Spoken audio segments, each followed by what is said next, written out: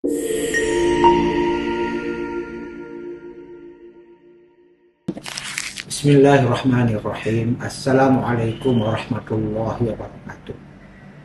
Saya Haji Salman Arifin SPD MAG sebagai Kepala Kantor Kementerian Agama Kota Banda Aceh mengajak seluruh aparatur sipil negara Kantor Kementerian Agama Kota Banda Aceh untuk siap menolak segala bentuk pemberian gratifikasi yang berhubungan dengan tugas dan jabatan yang diemban.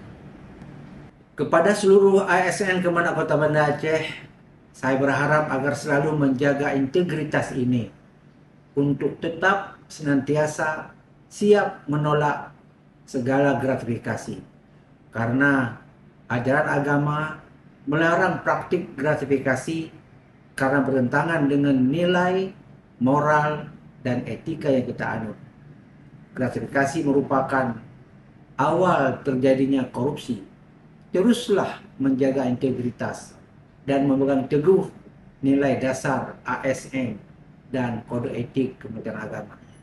Kementerian Agama Kota Banda Aceh berkomitmen untuk mewujudkan penyelenggaraan negara yang bersih dan bebas dari korupsi, kolusi, dan nepotisme.